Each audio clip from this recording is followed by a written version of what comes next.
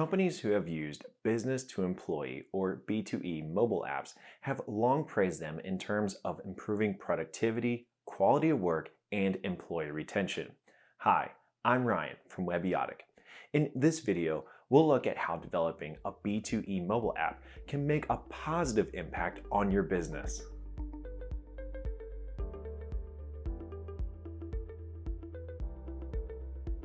The connections between a company and its employees have become both deep and wide during the COVID-driven move towards remote work and service delivery. As a result, the importance of B2E mobile apps is starting to go through the roof. There were always certain elements that even traditional companies would handle through specialized portals where only employees could log in and complete certain tasks.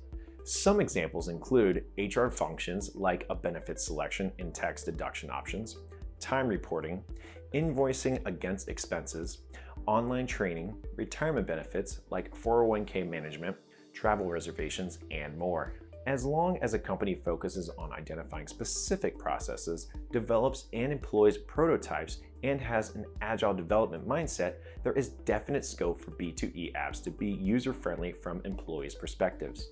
It works even better when the business is willing to take feedback about what's working and what's not. Just remember that poorly designed user interfaces or slow platforms could create a poor working experience in a business-to-employee app. So even though you're creating an app for employees and not actual customers, don't undervalue the user experience, or it could be a wasted endeavor. Creating a B2E app the right way can have a variety of benefits. It can increase employee productivity, it can free up management time, all professional, licensing, and HR activity are carried out electronically. It also creates the ultimate paper trail if archiving is done properly. But companies should always follow sensible guidelines while developing B2E apps for specific processes within the company. Here are 10 key strategies to consider while preparing for your app. Take stock about which of your processes are being completed through a company portal. These functions should be on your list of features covered by a B2E app. Put together an expandable list, but make sure you get solid feedback on which other features could be included. Don't strive to put everything under a B2E umbrella. In other words, limit the scope. Migrating step by step often works for adoption and long-term success. Document everything meticulously as part of your development and rollout strategy. Once you've begun developing your app, keep testing it and getting feedback. You could even start with a minimum viable product that testers can provide feedback on. Another key to being successful is to focus on user-friendly UI/UX development. Decide on time frame and budget.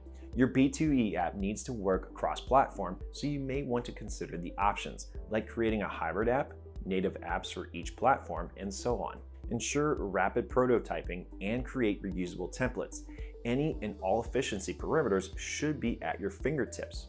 Set up ROI analysis tools to track whether the functionality placed under B2E apps perform at a higher, lower, or the same level once the app is utilized. Once your B2E app is operational, get continuous feedback from key users. Track ROI, implement training for your employees, and always remember to remain flexible and agile. Employee satisfaction and engagement is paramount for productivity. B2E apps, when designed and used properly, have been proven to create a happier and more engaged workforce. I hope you learned something today about strategies for successful B2E mobile apps. For more help with your app, subscribe to our channel. If you like this video, please like it and share it with others. Thank you for watching.